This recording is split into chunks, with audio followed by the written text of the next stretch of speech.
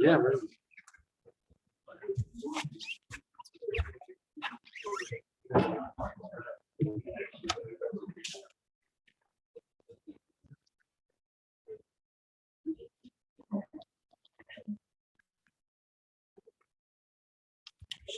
When I retired from camp many years ago, one of the downsides was that I had the summertime was a chance to spend time with Rabbi Rosner, and for Hashem, we have a little tashlumin now. And thanks to the good offices of Camp Yavne, Rabbi Rosner was dispatched to Teaneck, and we are the very, very fortunate Christians. As many of you know, and many of you are here because many of you have learned Shas and large parts of Shas with Rosner, and you've enjoyed the clarity of his presentation, which represents the clarity of his thinking, and you appreciate the broad grasp that he has, the whole Machmanei Torah, and that comes up both in the shir that he gives, in the shir halacha, and the Iyun shir that he's giving this year, and in the Divrei Torah, and Parsha, which I often hear as a Risheni Klishlishi, and it's always presented with excitement, great simcha. So for Rosner, it's a great opportunity, I think, to get that sense that he's Baruch Hashem in Camp Yavne, and he's teaching Talmidim day in and day out. But then to know that in addition to all of the FaceTime he has with Talmidim, he has Talmidim all over the world who are learning his Torah and spreading his Torah and excited about the excitement which they feel, even though the Torah is important. That's a great, great talent and speaks to the accomplishments of Rabbi Rosner. It was a great cover for us to be able to host for Rosner and to prepare ourselves for the upcoming days of hearing his shir.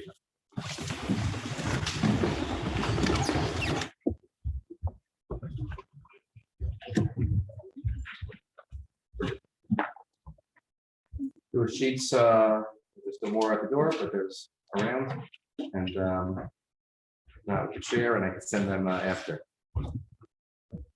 It is Bershus Mardasra of Newberger. It's really tremendously intimidating to be able to take the pulpit that Rabbi Newberger has created over so many decades here. And every time I'm here, just to bask in the light of Rabbi Newberger, who has come to mean the sweetness of Torah for so many decades, so many years. When I was in NYU, when I was in Masorah, so much that I learned from Rabbi Newberger, not only in Torah, but in Shimush, in Eruv, in Kashrus, in everything there is to know about life. Rabbi Newberger really is a leader, I consider one of my Rebbeim, and really one of the Rebbeim of Klal Yisrael, which we are so blessed with. And Rebbe should just have a Riflas Yam V'Shanu with Pesci and continue being mashpi on Klal Yisrael for many years to come.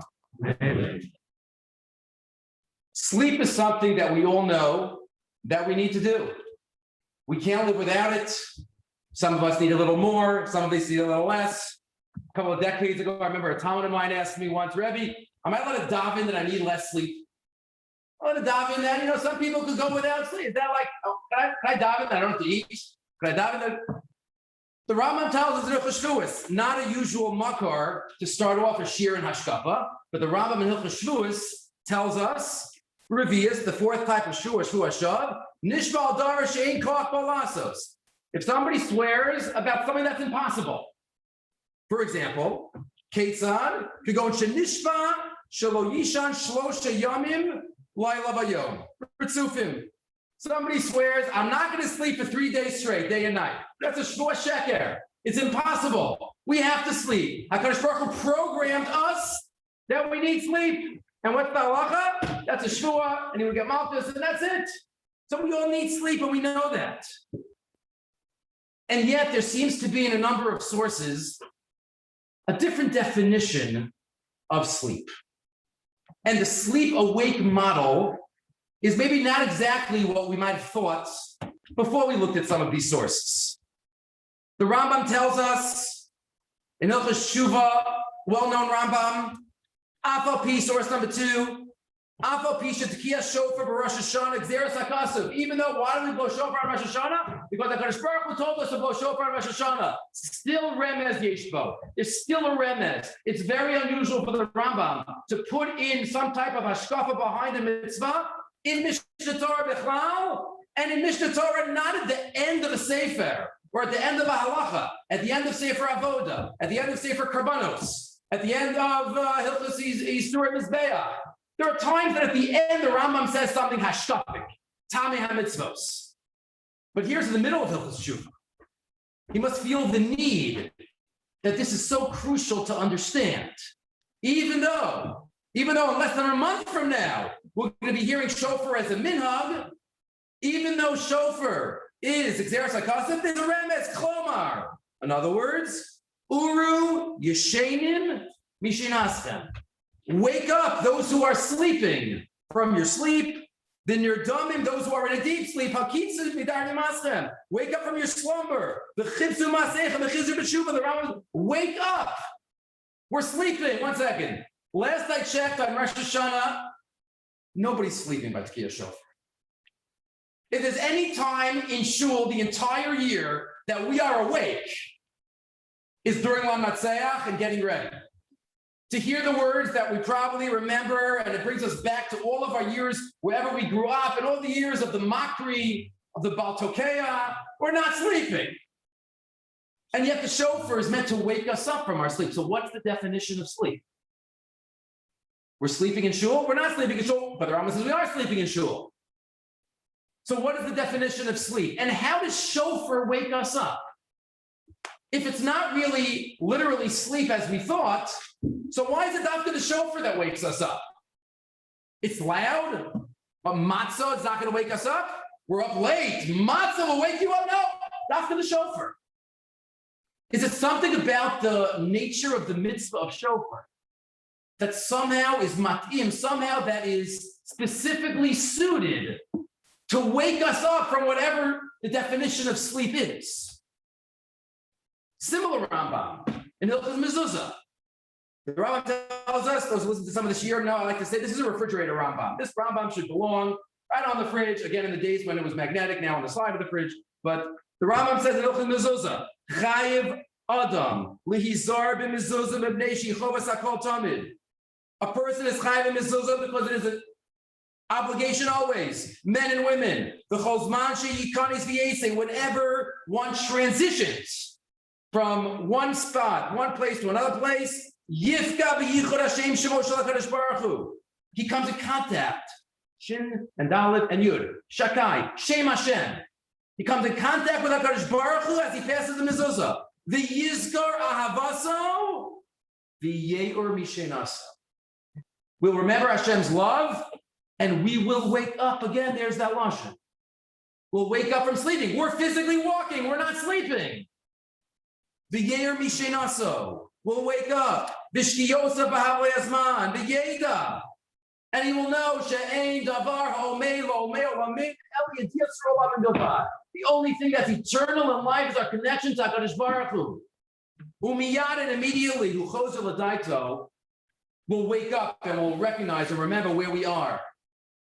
Remember this was my first couple of years in high school, in YU. Remember always seeing Reb Dava Lipschitz, Zecharna L'bracha, one of my father's Rabbeim. He was very, very machmir. Many of you might remember about mezuzah. Used to be these long doorways in YU, so he used to go to the side, up. He's focused, probably thinking about this Ram. Only our connection to HaKadosh Baruch Hu. But the mezuzah wakes us up, and again we ask, why the mezuzah? And what does sleep mean? If we look where we usually look for definitions, Wikipedia, right? The definition of sleep is a condition of body and mind that typically recurs for several hours every night, in which the nervous system is relatively inactive, the eyes closed, the postural muscles relaxed, and consciousness practically suspended. Doesn't sound like that's what the Rambam is talking about. In Hilchos Mezuzah or in Hilchos Tshuva. So how do we define sleep in halacha, or at least in hashkafa? And how does the mezuzah, how does the shofar specifically wake us up? Let's move on to another question. There's a famous medrash, the Pirkei de Belazar tells us in source number 4. But if we think about it, we all are used to it. But if we think about it, it's startling what the medrash tells us. And there have been volumes of drushas that have been based on this medrash that Rabbanim give on Shavuos. But it's a startling medrash. The medrash tells us. Pirkei de Belazar, one of the earliest medrashim that we have. Moshe Rabbeinu, the morning of Shavuos, the morning of Kabbalah Torah, V'yatza Moshe l'machne Yisrael, v'haya ma'orer osam. Ma'orer osam mishnasam. Moshe woke us up from our sleep. The morning of Maimon Har Sinai, we overslept. And not only some of us, all of us. Aaron HaKohen, Yoshua ben Nun, we all overslept in the morning of Maimon Har Sinai. What does that mean? How could that be? This is the moment that we've been waiting for since the beginning of time. From the beginning, Avram, Yitzchak, Yaakov, this was the promise to Yosef, you're going to go. There's going to be a Torah. And Moshe Rabbeinu has been psyching us up for weeks, for 7 weeks. We're going to go out. In Mara, he gave us a little taste, a couple of mitzvahs. This is just to get your appetite, right? To get it going. 6 weeks from now, we're going to get it all. And then there were 3 days. We know there are 3 days. And Moshe was supposed to do Yomechem Midaito. And we're ready. Tomorrow, Moshe says, tomorrow's the day. And we all are late. And we all overslept. So hard to understand. Again, what's the message of the Medrash? What does it mean we all overslept? So Rav Schwab has a very creative shot in Mayan Beis HaShoeva, in source number 5, just as an example of one of the shatim given by the greats. V'davar zeh pli atzuma. If we ever have anything major going on in our life, we probably won't sleep well the night before. Right? We won't sleep well the night before. Just parenthetically, one of the most underrated psukim in the entire Torah. Before the Akedah, Vayashkim Avram Baboker, Avram gets up in the morning, go to do the Akedah. Vayashkim Avram, that means he slept the night before. He was able to sleep. The night before Akedah, he had slept. That's pretty unbelievable. He was going to have to commit, do what he was. Vayashkim Avram, we just go through that line. So he was able to sleep. But okay, he slept, he woke up, he did it. He went in the morning, was Rizus. But how can it be that all clients all overslept? Says Rav Schwab, Kriyat Suma, Be'ein Kol Roa Eich Yitachen, Shebnei Yisrael Lo Yavo Ba'achana Derabba, L'Hamayim Niskav Alos Kol Halayla, L'Od El Sheyishenim Ad Beis Shos. Says Rav Schwab, it can't be that it was by accident, that they overslept, that everybody, there's a Canaan, doesn't say that anybody was there. Only Moshe, he was the only one that was up. Only one that was up. It was quiet. Right now, I just came from camp. It's color war in camp. So tomorrow is the day after color war. It's a late day. You go out tomorrow at like 8 o'clock in the morning. It's silent. It's going to be quiet. Nobody's not going to. Moshe Rabbeinu went out to the camp. Nothing. Nobody was up. Babir Yesh Lomar. Shavoseinu Chashvu. She'inyin Mata Torah Yidu B'chinas Nevuah. No, we knew. Moshe Rabbeinu has been telling us about it. You're going to see HaKadosh Baruch Hu Kaviyachol. It's going to be Nevuah. It's going to be this amazing, divine, prophetic experience. They knew the Rambam in Hilchos Yisod Yato. They knew, says Rav Schwab, the 4 differences between the Nevuah of Moshe Rabbeinu and the Nevuah of all other prophets. Only Moshe is awake. Only Moshe is pale padabraba. Conscious, awake. The Marav Levachidos, straight, clear. All other Nevi'im, no matter how great, unconscious, semi-sleeping, not in this world. So B'nai Yisrael said, we're going to have this experience. How should we best prepare for it? How should we get ready for this experience? They didn't think they were going to be like Moshe Rabbeinu, being awake. They got to stay in bed, says Rav Schwab. They want to get a good night's sleep, deep. I want to get the best experience, says Rav Schwab. Kilokabel, top left. But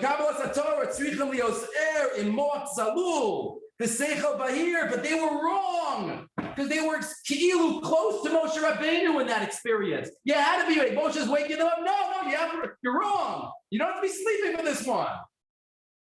So that's one pshat that Rav Schwab says, and that's one. Shvu is, we stay up to try to be misake. Okay, amazing, creative shot.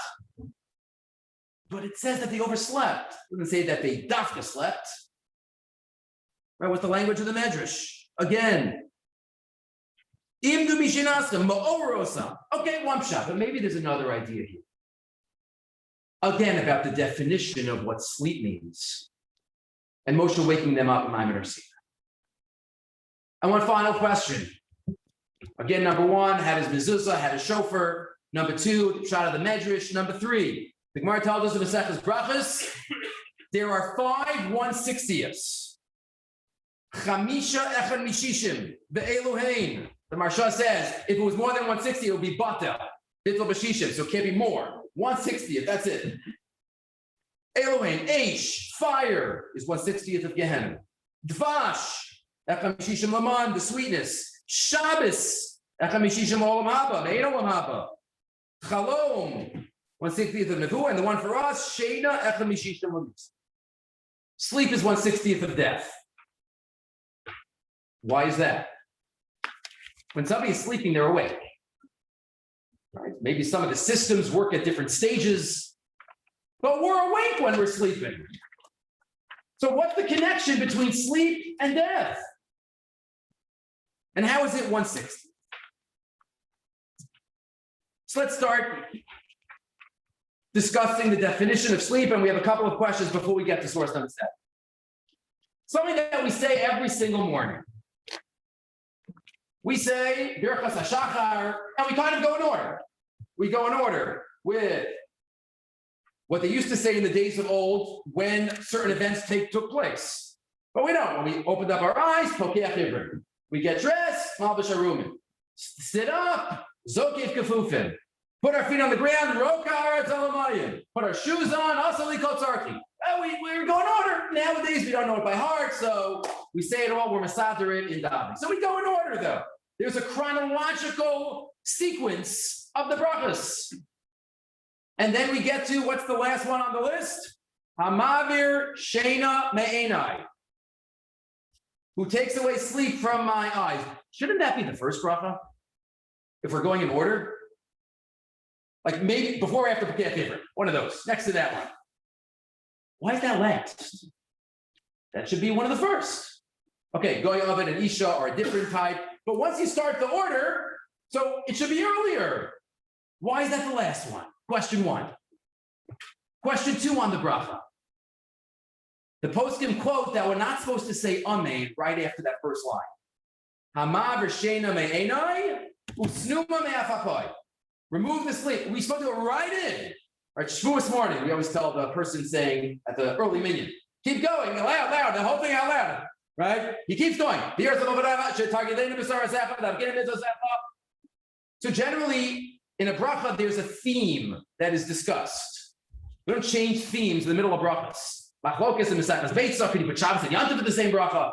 But generally, you don't join themes. So what do we say? Hamar Shena Me'ena, I thank you for waking me up from my sleep. Here's the Mochadat, Shetargilenu B'Sarasecha.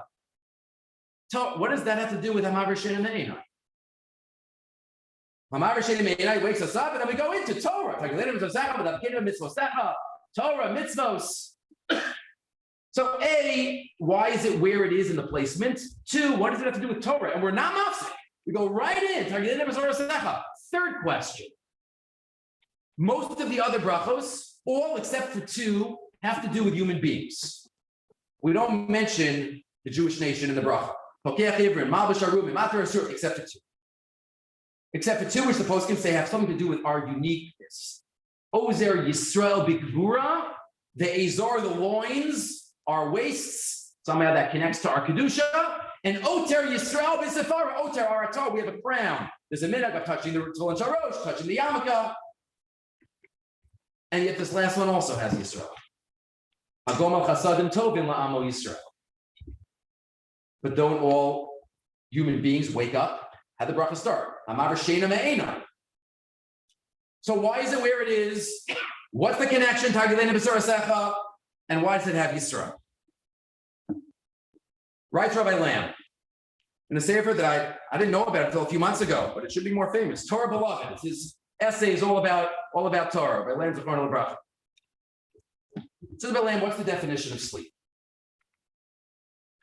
According to what obviously there is one type of sleep that we know what the definition is. How do you know if I'm awake or I'm sleeping? How do we know? Says Rabbi Lamb, source number 7. It's our connection to Torah. Our connection to Torah, that gives us life, that gives us chiyus, that makes us alive, that makes us awake. Because when we're not connected to Torah, we're sleepwalking. If we do not study Torah, there is no that you habituate us to your Torah. Targileina b'sarasecha. How do we know in the first place if we are awake? Without Torah, we always must confront the basic question of what criteria we have to know that we are not really asleep. It is Torah which determines if we are in slumber. Hamav Rishena me'enoi, the Berkos HaShachar is not talking about physically opening up our eyes. That's physical sleep. But here we're talking about the other type of sleep and awakehood, and that's the connection to Torah. Targileina b'sarasecha, it goes right in, and it's Dafka by Am Yisrael. Because it's the uniqueness of the awake state that a Jew has the privilege of being in. A person can be awake. You can have a day that you're awake, but you're feeling really, really tired. You're physically awake, but we're not with it. We're not in the zone. To be totally, fully awake, writes Rabbi Lamb, we have to be focused on Torah, connected to Torah. Rav Schwab points out in his Siddur that back in Parshas Bereishis, we know the Torah tells us that HaKadosh Baruch Hu put Adam HaRishon to sleep, the first anesthesiologist. He puts him to sleep, and he takes a rib out. Chava is created. At that time, it was Isha. Later on, she became Chava. Amazing. Simple question, Rav Schwab says. It never says in the Torah Shebechsav that Adam woke up. It says that Hashem put him to sleep, and okay, maybe it's understood. But it's interesting that it doesn't say that Hashem then woke him up. It says that he saw Chava, he saw Isha. Why doesn't he say that he woke up? Says Rav Schwab, maybe he didn't wake up. He didn't wake up for 2,448 years. Because the Gemara says in Maseches Shabbos and Avodah Zarah, Reish Lakish, Mai Techsiv Hayer Yivoker Yom Hashishi. Why does it say that extra hey? Hashishi. Yom Rish, Yom Echad, Sheni, Shlishi, Hashishi. Hashishi, the 6th day of Sivan. The world was in limbo. The world was not fixed and solid until Klal Yisrael accepted the Torah thousands of years later. Imatem Makalim es HaTorah, right? Snai Yitzchak HaKadosh Baruch Hu Ma'aseh Bereishis. V'amar lahem. If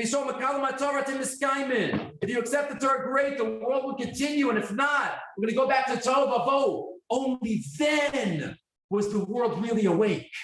Because only then did we have the connection to Torah. Some of the others might have intuited Torah and might have been awake themselves. But for the nation, for the world to be awake, it didn't happen yet. Adam didn't wake up until thousands of years later. Because the definition of being awake is being connected to HaKadosh Baruch Hu's Torah. Rav Soloveitchik writes, there are many essays, but I give you one called The Study of Torah, in source number 10. Rav Soloveitchik writes, when I teach, time comes to a stop for me. I do not look at the timepiece, the clock, or my wristwatch. I just teach. I don't know how to explain it, but teaching has a tremendous and very strange impact on me. When I teach Torah, I feel the breath of eternity on my face. Even now in my old age, teaching gave us in 1975. Teaching Torah and giving shiurim relieves me of the fear of death and all the gloomy and depressing moments which elderly people go through. When I teach Torah, I feel rejuvenated, as if I were 25 or 30 years old. If not for the study and teaching of Torah, I would have lost my sanity in the year of my triple mourning, 1967, when I lost, Rahman al-Islam, he lost his mother, his brother, and his wife. in a short period of time. I was on the verge of mental collapse and breakdown. I did not break down. I emerged victorious. I'm not trying to brag or boast. I'm telling the truth. I was sick, etc. I felt somehow that because of teaching Torah, I was not alone. And I had somebody was invisible, but I felt his presence. I could confide in him. Somebody on whose shoulder I could cry. Demand words of solace and comfort, turning over. People do not know, again, how busy I am or what my schedule is. They know I teach shiurim here in New York. I say shiurim 3 times a week in yeshiva. Maybe some of you remember. You know that these shiurim should be an hour and a half, but it never is an hour and a half. 2 hours, 3 hours. It's very strange. The boys in my class are very young, a quarter or a third of my age. They come out exhausted, and I come out refreshed after the shiur. Then I return to Boston every Friday morning from 8:30 to 11:30. I learn with my son-in-law, Rabbi Twersky, Zechron Livracha. Then, believe me, I can't afford to take a nap on Shabbos. I haven't taken a nap on Shabbos for 20 years. Because then I have to study with Rav Moshe, my grandson, Hashem Yikom Damo. And then I have to learn with Yibal L'chaim, Rabbi Twersky, Rameir Twersky, another grandson for 2.5 hours. I have no time to sit down and relax. Somehow, when I open up the Gemara, either alone or in a company, I have the impression, don't call it a hallucination. I hear the soft footsteps of somebody invisible. He comes in and sits down with me, looks over my shoulder. The Rav was alive and awake when he learned Torah, when he opened up a Gemara. It was a chiyus. He was physically awake without it. He was physically alive without it. But when he connected, when he opened up that Gemara, it was a different type of awakeness. Maybe that's the point of the Medrash. Shavuos morning. We were sleeping, and Moshe came to walk us up. We were sleeping. No, that we weren't really sleeping in the physical sense. We were sleeping in the fact that we didn't have Torah yet. And the Medrash is emphasizing that the definition of Torah and sleep are opposites. I didn't mention Rabbi Lamb in that previous source quotes fascinatingly. He says in the days of the Gra, the Vilna Gaon, so sometimes he had certain dreams and Malachim came to him and Torah tried to be taught to him. When he was sleeping, he refused. He said, if it's Torah and you sleep, it's not Torah. And the Hasidim used to have the same experience. Hasidim used to have dreams about Torah, and they said, if you have Torah when you sleep, you must not be sleeping. So the Gra said it's not Torah. The Hasidim say it's not sleep. Either way, they both agree that sleep and Torah don't go together. Because the definition of being awake is when we're connected to Torah. And that's the Medrash. Moshe woke them up with Torah, not physically. Maybe they were there. But when the Torah was given, now they realize what it means to be awake. Now they realize where my faculties could be focused. And maybe that's the Rambam in Hilchos Mezuzah. Mezuzah, a form of Torah, a portion of Torah, Tashmish Kedusha, that wakes us up.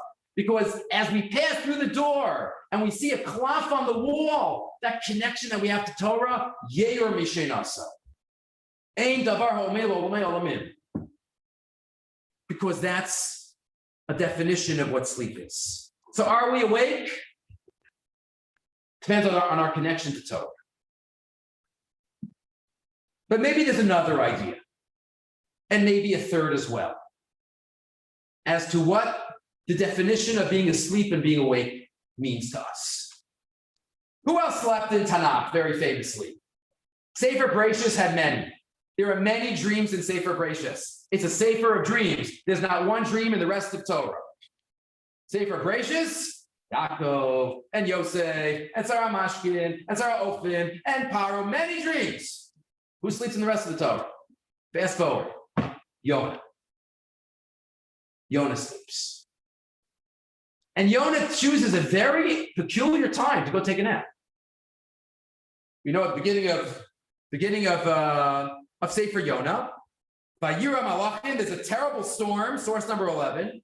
Vayizaku Ishel Elohav. Everyone on the boat, they're calling to their gods. Please help us, help us. The boat's going to fall over. They're throwing luggage off the boat. What does Yonah do? I am so tired. I'm going to take a nap.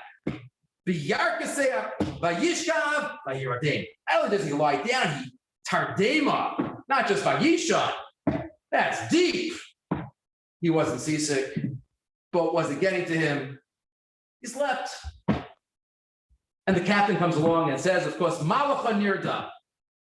Which Rabbi Rivlin in his Sefer on Yonah talks, it's like, that's what you usually hear from a Navi. Malacha Nirda. But here it's being said to the Navi. What are you doing? Malacha Nirda. Yonah was actually sleeping at the time. He went to sleep. The captain had to wake him up. Maybe he was sleeping.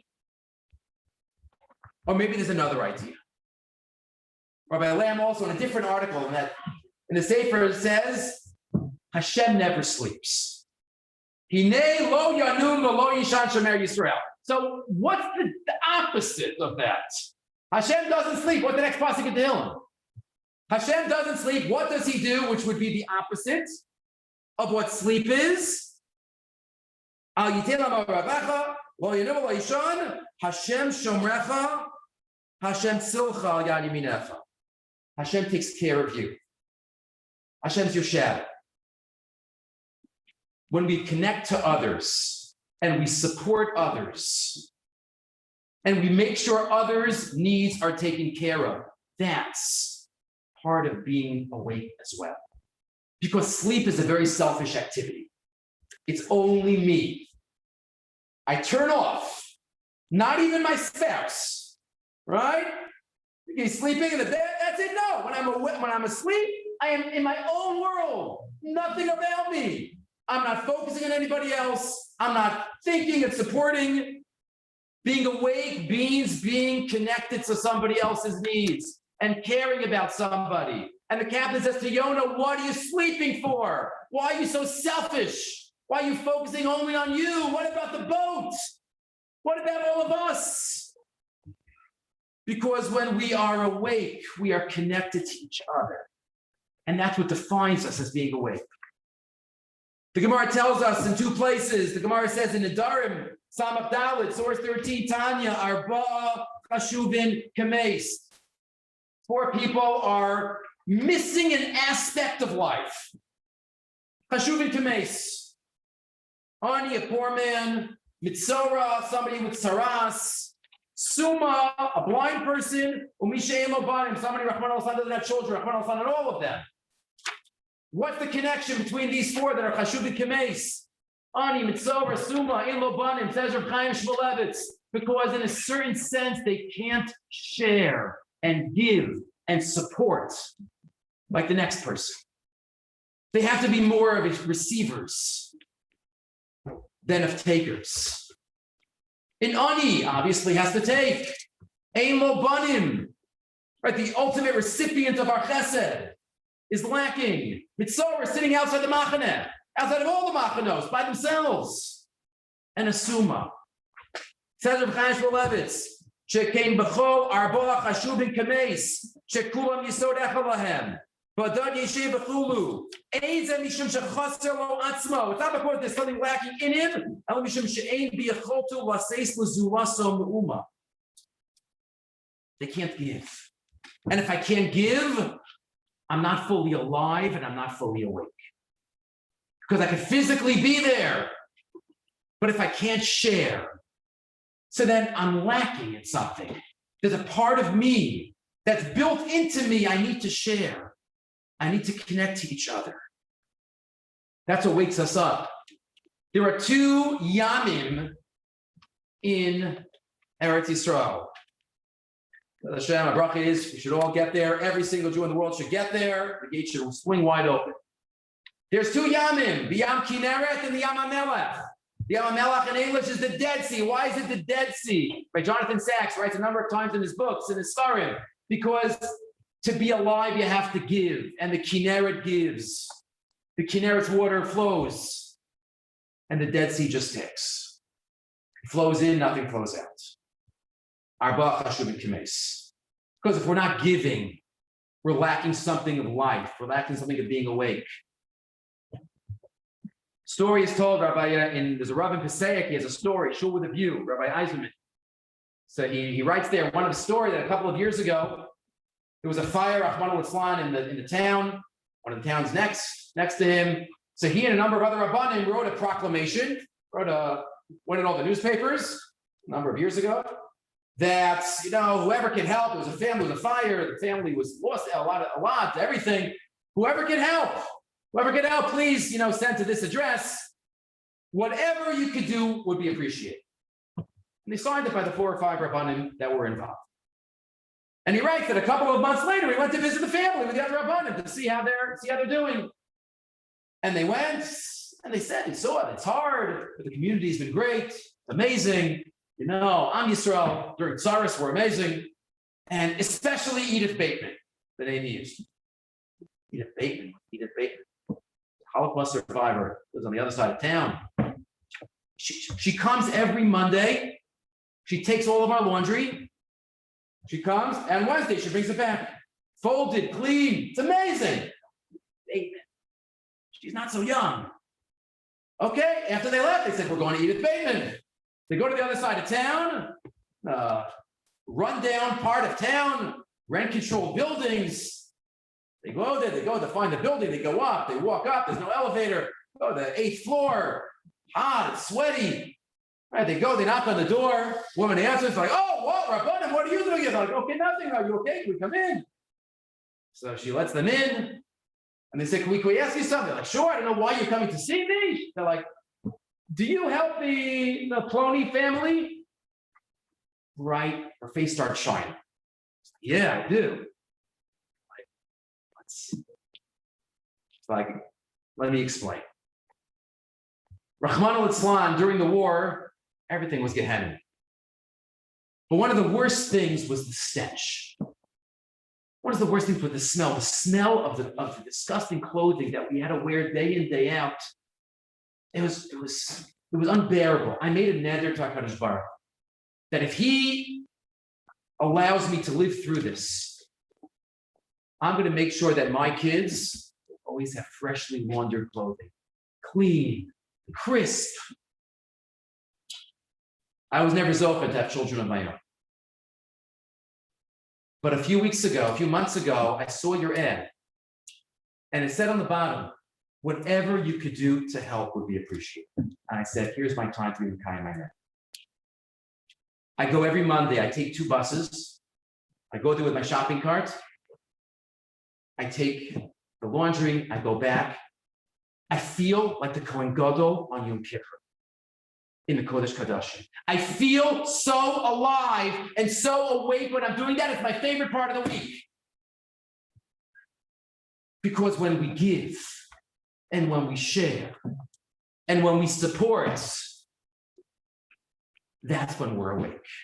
Malach Nirdam Yonah, he was by himself. He was focusing only on himself. And that's sleeping.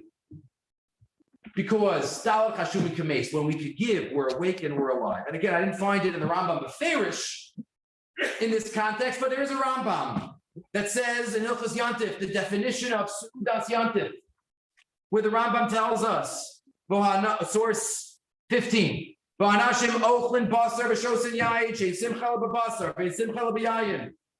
and when we eat and drink,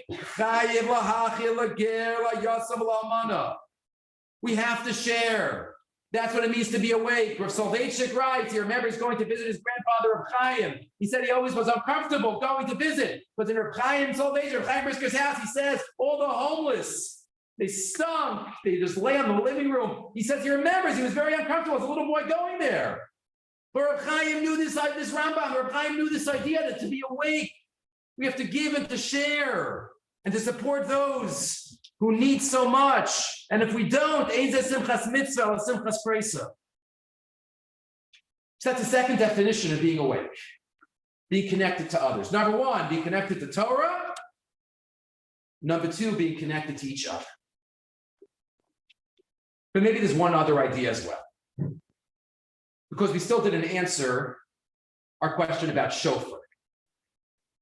What is it about the shofar? The first Rambam we mentioned, the shofar wakes us up. Why the shofar? Why not matzah? Why not lulav? Why dafka shofar? Why does that wake us up? Let's remember back to towards the end of Sefer Bereshis. Yaakov Avinu.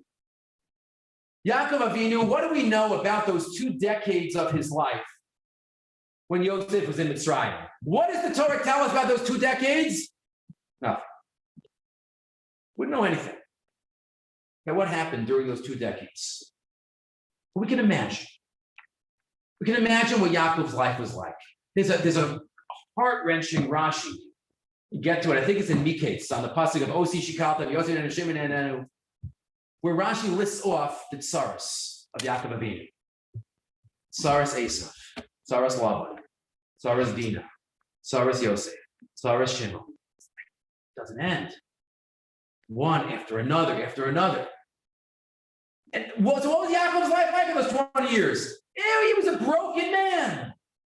Broken. He went through the motions. There was probably a little discomfort whenever the Shvatim had to interact with him.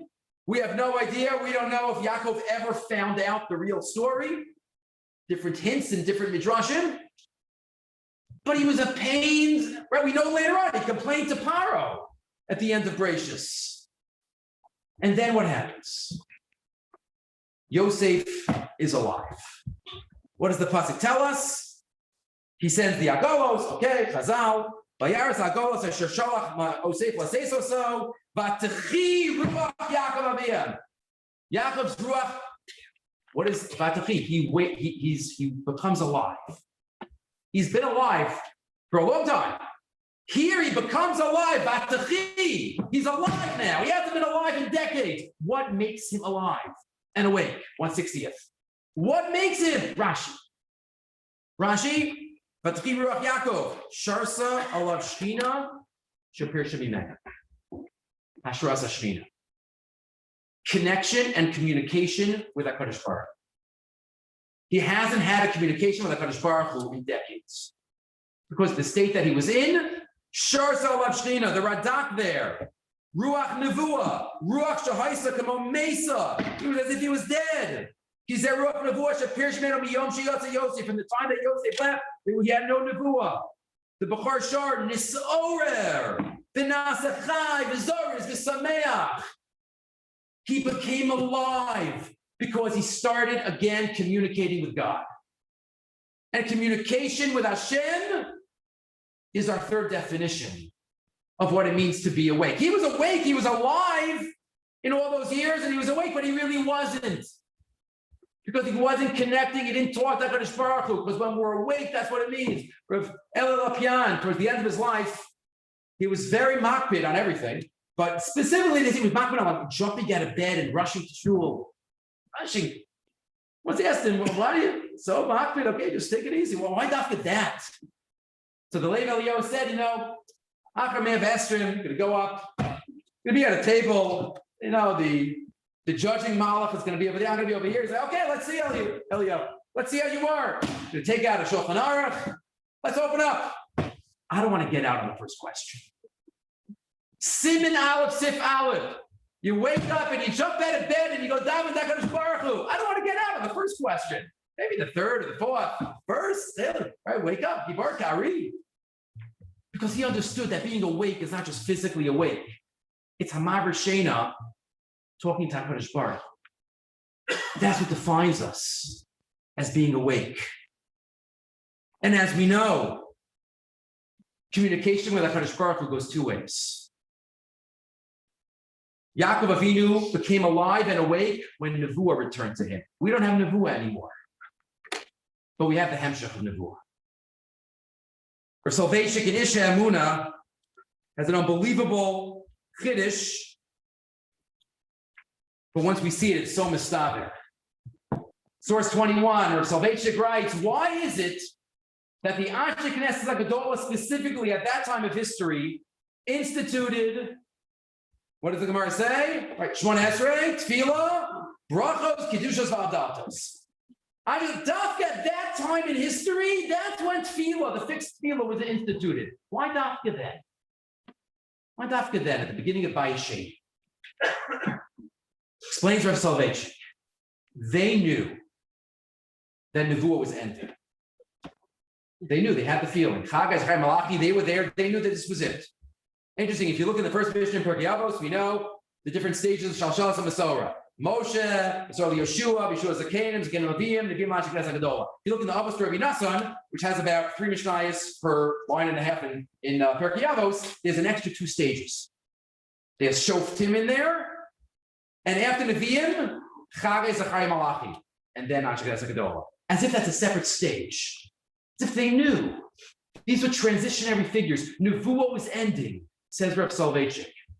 The Anshe Knesset Hagadolah could not and would not accept the tragic reality that there would be no more communication between HaKadosh Baruch Hu and man. And if there wasn't going to be Nevuah, God talking to man, then there was going to be Tefillah. Man talking to God. Because Nevuah and Tefillah are 2 sides of the same coin. It's a conversation. It's just a question of who initiates and who's listening. Because in every conversation, there's one who's talking and one who's listening. Tefillah is the other side of Nevuah. Says Rav Soloveitchik, Klol Shel Davar, Tefillah v'Nevuah hein shnei hagdaros nirdafos, l'dusiach hanosei ofi shel bris ben Elokim ba'adam. Dafka, at that time, when they knew Nevuah was ending, they said, we need to do this. Lo hi miras kilas ha-Nevuah el hensicha ota. Ha-Tefillah hi hemshich shel ha-Nevuah. V'agudah shel mispalim. Ha-agudah shel nevi'im. The difference between Tefillah and Nevuah. Eino misyaches l'tochno shel ha-dosiach. Nevuah and Tefillah, there's nothing different about the content. Elo l'seder bo misnaya.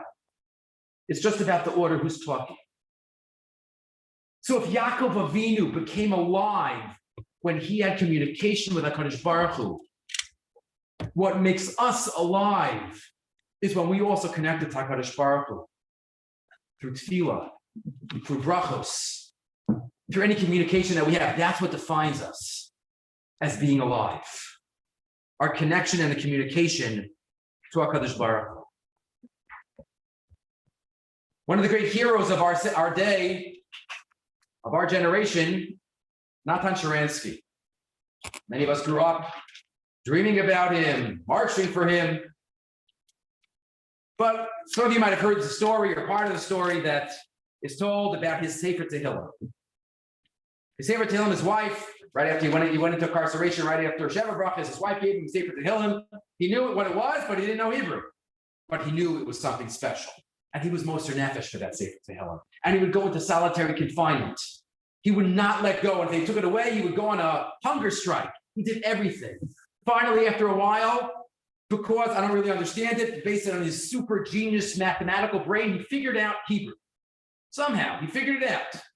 And he writes that the first pasuk that clicked for him, Nafal HaSimon, the first pasuk that clicked for him was, Gam ki elech begei slamaves, lo ira ki atoimati. And he had that throughout his incarceration until he came to Eretz Yisrael. Fast forward. About 10 years ago or so, the woman who teaches Tanakh in Israel, Yael Ziegler, she posted that she was online in a bakery in Yerushalayim, and all of a sudden she sees in front of her is Natan Sharansky, online buying Chalas B'Shabbos. Says, wow, I'm so honored. It's like, yeah, no, you look at him, you look Tamish, So he says, I teach Tanakh, I teach Tehillim, I always tell your story. It's so inspiring. It's amazing. The students are so in awe. He reaches into his pocket and he takes out his Sefer Tehillim. And she says, you carry that wherever you go? And he said, no, I don't carry it. It carries me. Because when we're connected through Tehillim with HaKadosh Baruch Hu, that's what makes me alive. That's what makes me awake. And that's Yaakov Avinu. And maybe now we can understand why shofar is the specific mechanism that can wake us up. Because there are many proofs, I'm sure the Rabbanim here have given shiur in the past. There are many rayas that shofar itself is a form of prayer, is a form of tefillah, is a tefillah without words. On Rosh Hashanah, we don't take any chances. We daven with words, we daven without words. We say in Musaf, Hashem is Meveinu Mazin, L'kol Tiki Yaseinu. He understands our call. How do you understand Maven? You don't understand matzah. You eat matzah. They like to understand. Maven Lakol, what does he understand about shofar? Because shofar is a tefillah. We blow shofar. It's the only mitzvah d'oraisa we do in the middle of Shemona Esrei. Not allowed to even hold a siddur, but we're tzarech. We hold the siddur because ain't brera. But you can't hold anything in the middle of Shemona Esrei. We blow shofar in the middle because it's part of it. It's kiyas al seder brachas, maybe a din d'oraisa, in form of tefillah. So the shofar wakes us up because what is sleeping by definition? This third definition means we're not communicating with Kadosh Baruch Hu. So the shofar specifically wakes us up by telling us tefillah. That's the other way to be connected to Kadosh Baruch Hu. So those sleep, according to Wikipedia, might have one definition. We've seen over the last couple of moments that maybe there are three other definitions as well of what it means to be awake. Being awake means connected to Torah.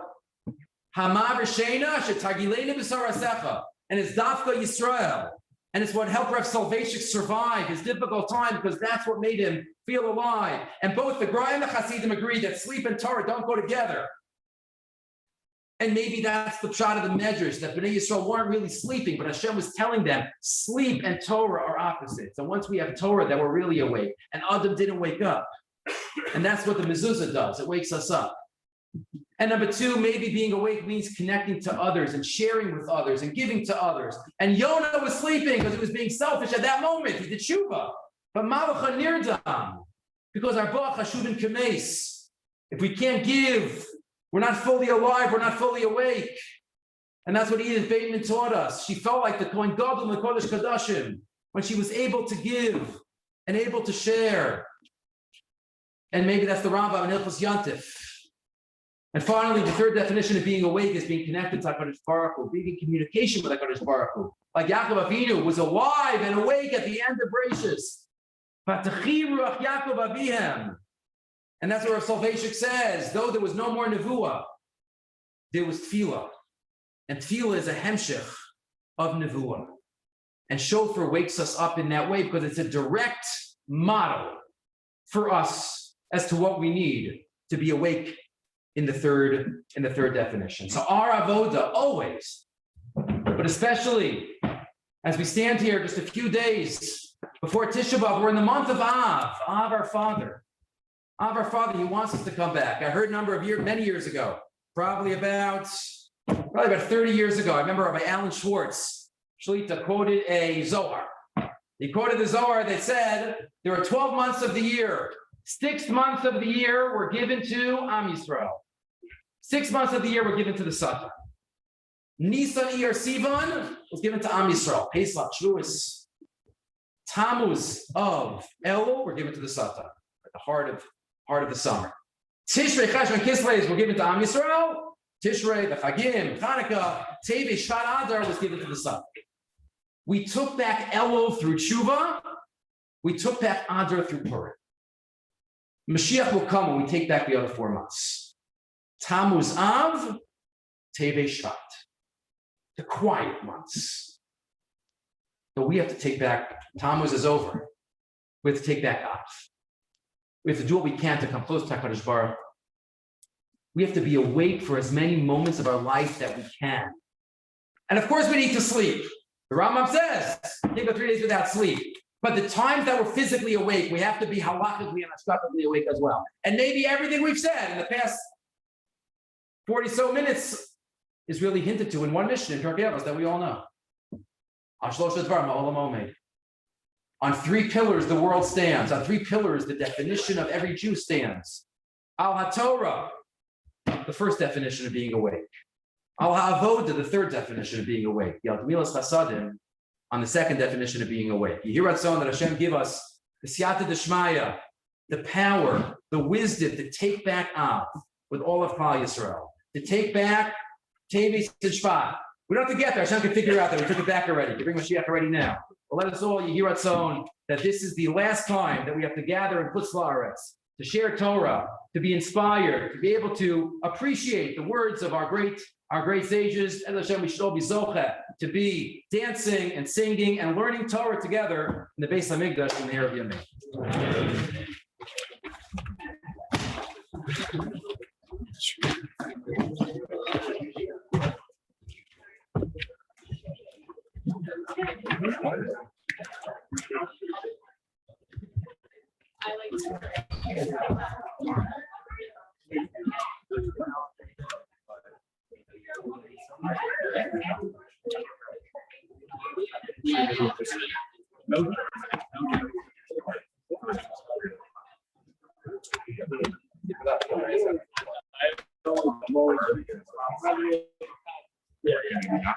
That counts.